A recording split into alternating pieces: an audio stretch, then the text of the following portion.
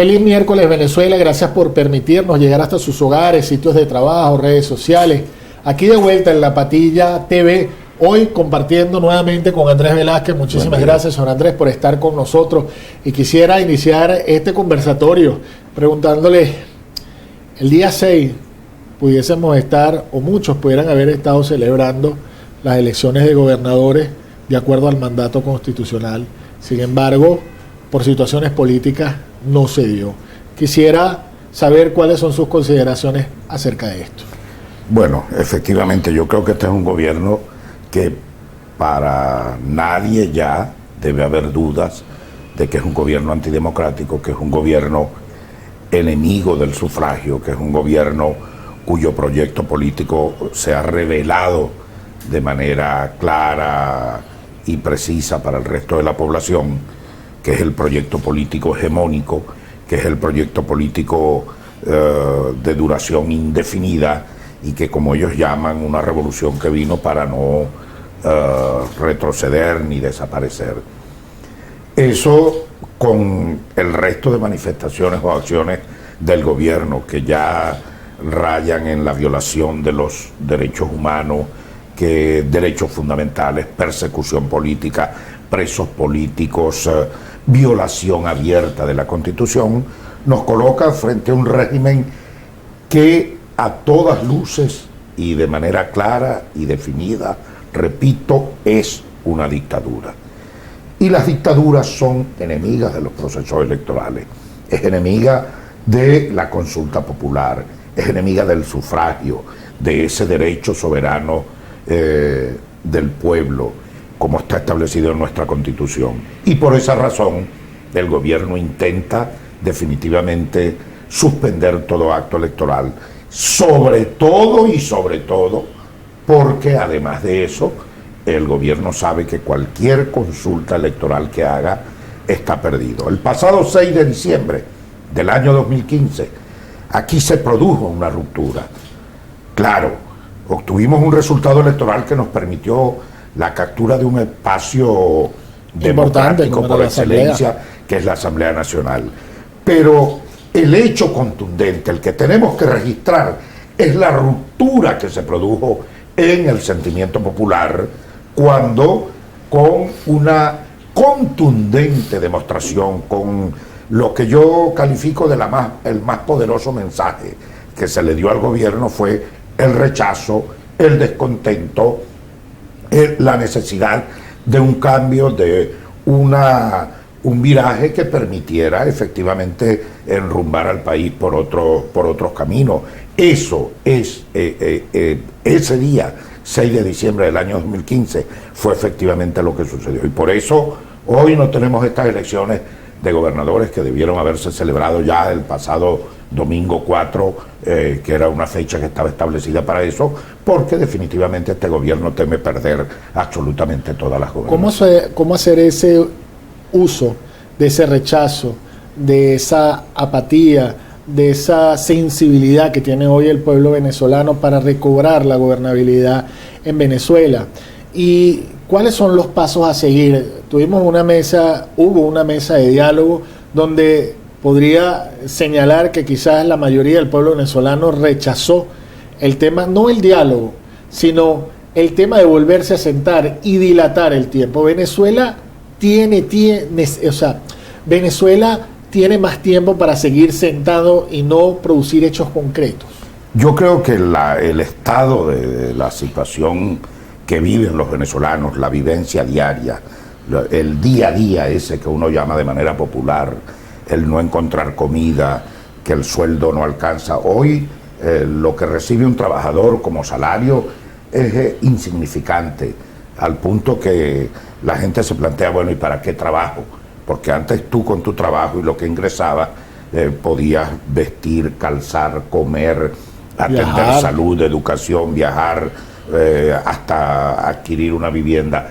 Pero hoy no lo puedes hacer, de manera que legítima la interrogante que se hace cualquiera. Bueno, ¿yo trabajo para qué? Apenas para poder medio sobrevivir. Frente a una situación como esa, es urgente buscar una solución. Y en eso es lo que tenemos que dedicar todo el esfuerzo y toda la estrategia. Y por ejemplo, yo diría que celebramos o conmemoramos el 6 de diciembre como la épica electoral, pero viene otra épica de cara a buscar soluciones, que es lo que ocurrió, no otra épica, otra fecha importante, que es el 16 de diciembre. Ese 16 de diciembre fueron las últimas elecciones de gobernadores que se celebraron. Pues para ese día estamos convocando, y yo lo voy a hacer en el Estado Bolívar, y hago la invitación a todos los factores de oposición en todos los estados del país a hacerle juicio ciudadano a la gestión de esos gobernadores del chavismo que utilizaron esos espacios sencillamente para enriquecerse o para mantener mayor control político de la población y, por supuesto, terminar de devastar y de acabar con este país. Y en el caso concreto nuestro, a partir de ese 16, que fue la última elección de gobernadores, comienza una fecha de ilegalidad. Cada día que pase serán sumados días de ilegalidad de esos gobernadores al frente de las regiones del país. ¿En qué consiste ese juicio ciudadano? Ese juicio ciudadano tiene que ver con la gestión. En el caso de Bolívar, concretamente, con el tema del agua. Parece paradójico. Bolívar tiene el Caroní, tiene el Caura, tiene el río Padre Orinoco, tiene, bueno, el Cuyuni, tiene los más hermosos y grandes ríos de Venezuela. Concentra el 70% de la reserva de agua dulce del país y esa población está muriendo de sed. No hablo de Guayana, hablo de todo el Estado Bolívar. Tiene que ver con el tema de la corrupción, tiene que ver con el tema de la salud, tiene que ver con el tema de la educación y de la inseguridad ciudadana.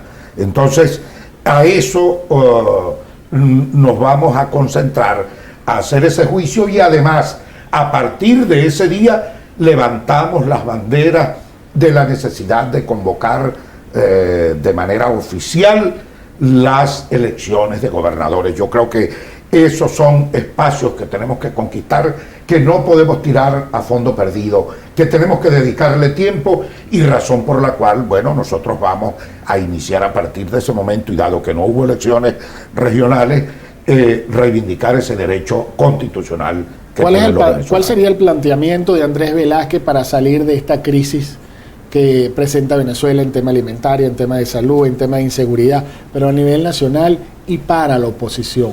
Porque pareciera, se levanta el diálogo, pero todavía hay como muestras de que otra vez nos vamos a sentar el 13 de enero. Y vuelvo y pregunto, ¿el país aguanta que nos sigamos sentando? No, no aguanta esto, ni aguanta tampoco estrategias como las de un pasito para adelante y un pasito para atrás. Esas cosas poco claras.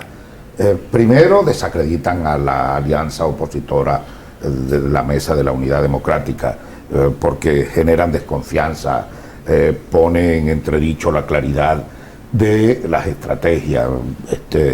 Y lo que está planteado en este momento, yo diría que, y lo digo con la mayor transparencia del mundo, empujar la necesidad, si hay que sentarse en primer lugar, de nuevo con el gobierno, esto tendría que ser bajo un replanteamiento distinto, compromisos de cumplimiento. ¿Dónde estuvo la debilidad en este momento? Yo creo que en el montaje de lo que fue ese diálogo, que no tuvo claridad en cuanto a los objetivos que queríamos precisar desde el primer momento, los contactos iniciales, la poca información que la población tuvo desde el inicio, y un elemento fundamental, que esto no fue compartido en su totalidad por todos los integrantes de la coalición opositora, de la Mesa de la Unidad.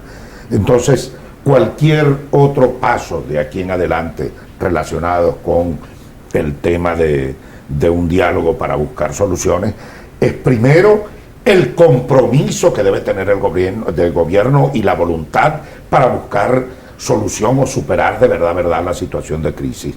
Luego, el tema que tenemos por delante, que es el de convocar elecciones regionales. Y la necesidad, al fin de cuentas, de buscar una salida de carácter nacional, y creo que eso lo podemos empujar por varias vías, de manera conversada, con la presión en la calle.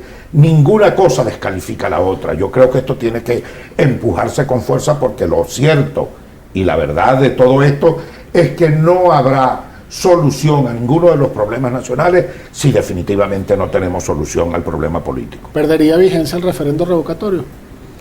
Yo creo que el referéndum revocatorio ya perdió la contundencia que tenía, y para los efectos de lo que el gobierno ha hecho, prácticamente lo mató.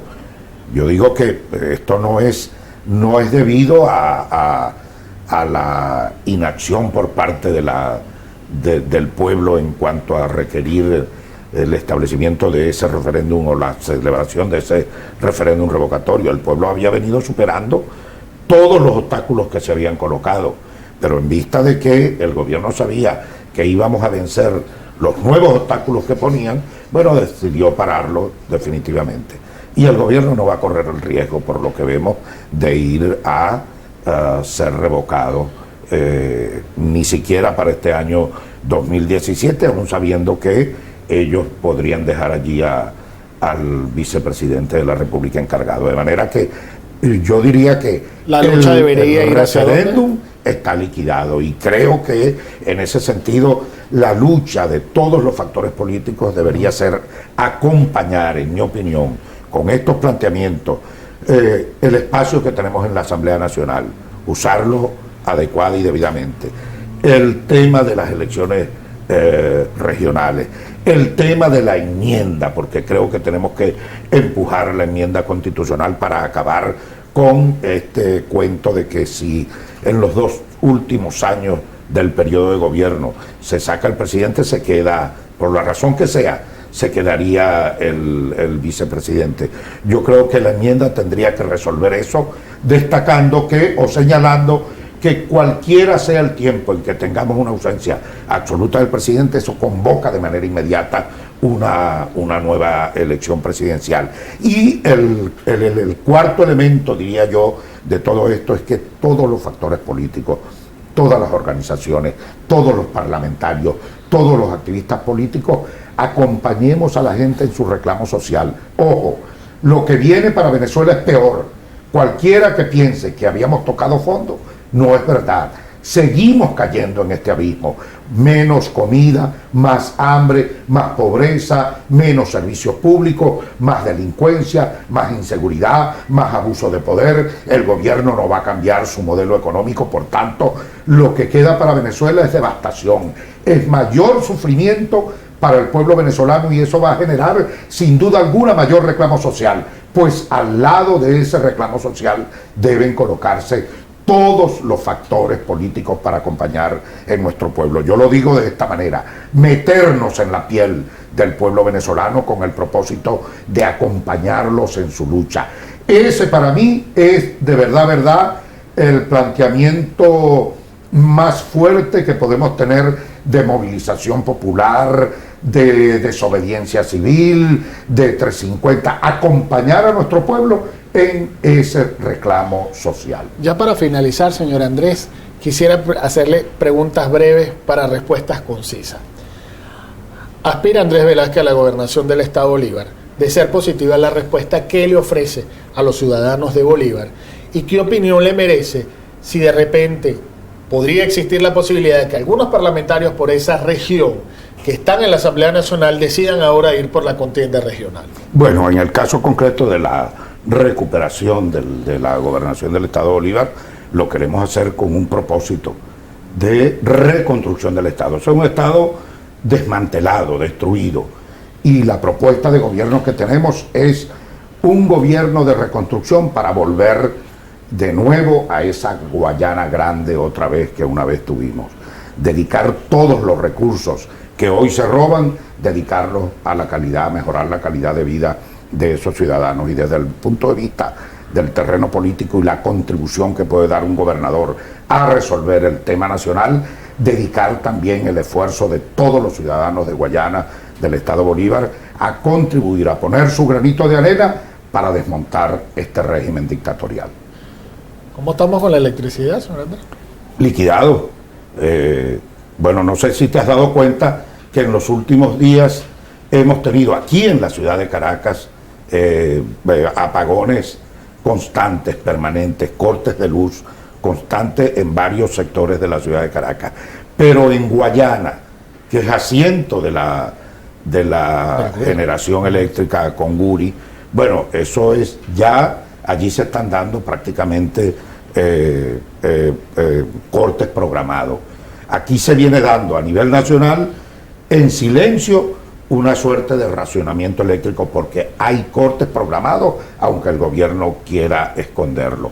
Y lo que se augura para el año que viene no es muy bueno, porque Guri no alcanzó los niveles suficientes que nos pudieran haber dado tranquilidad, digo, los niveles de agua que nos pudieran haber dado tranquilidad para la generación eléctrica.